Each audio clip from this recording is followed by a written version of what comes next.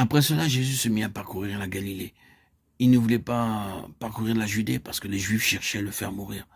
La fête des Juifs, appelée fête des tabernacles, approchait. On était déjà au milieu de la fête lorsque Jésus monta au temple et se mit à enseigner. Le dernier, le grand jour de la fête. Jésus était là, debout, et il s'écria, « Si quelqu'un a soif, qu'il vienne à moi et qu'il boive. Celui qui croit en moi, des fleuves d'eau vive, comme l'a dit l'Écriture, couleront de son sein. » Il disait cela de l'Esprit que devaient recevoir ceux qui croiraient en lui, car l'Esprit n'avait pas encore été donné, parce que Jésus n'avait pas encore été glorifié. Jean 7, 1, 2, 14, 37, 39. Nous sommes ici en présence de la fête des tabernacles, et elle remonte au 29e chapitre du livre des Nombres.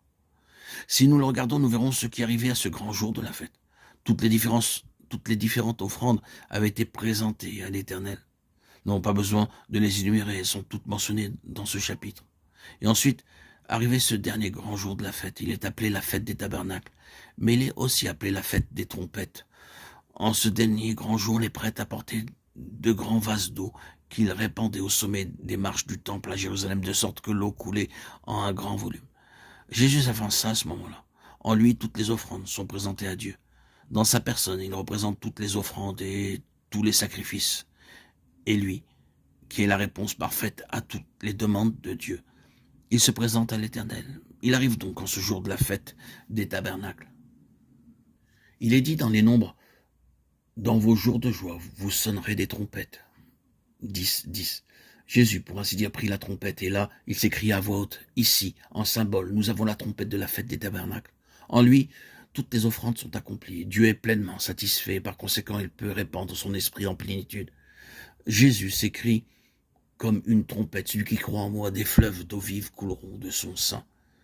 C'est l'héritage de tous ceux qui font partie du nouvel Israël. C'est notre héritage. Si la parole de Dieu est vraie, si ce qu'a déclaré Christ est vrai, elle désirait que tous sachent que c'est vrai lorsqu'il cria à haute voix. Et si vous et moi nous acceptons Jésus-Christ comme celui qui satisfait entièrement Dieu pour nous, comme celui qui a apporté à Dieu lui-même toutes les offrandes qu'il demandait, qui a répondu à chaque offrande et à chaque sacrifice, alors son grand cri est vrai pour nous. Des fleuves d'eau vive peuvent jaillir de nous, et d'autres peuvent recevoir sa vie par nous qui sommes ses instruments. C'est ce qui devrait être vrai de chaque véritable croyant. Et Jésus l'a rendu possible en donnant à Dieu pour nous son entière satisfaction. Ainsi, les membres du nouvel Israël devaient être ceux desquels coulent des flots d'eau vive. Croyez, proclamez votre foi, ne restez pas silencieux.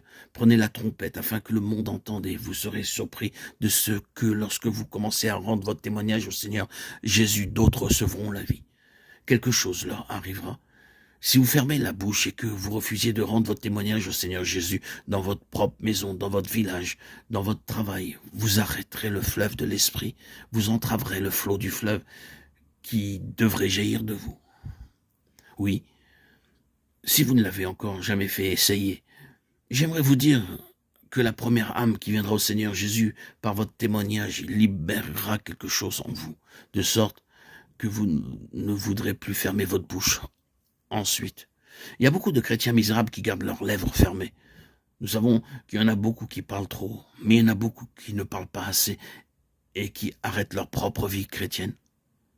Prenons la trompette du Seigneur Jésus, crions à haute voix et les fleuves commenceront à jaillir. Nous, le nouvel Israël, devons observer la fête des tabernacles en proclamant combien Jésus est celui qui satisfait pleinement Dieu pour nous.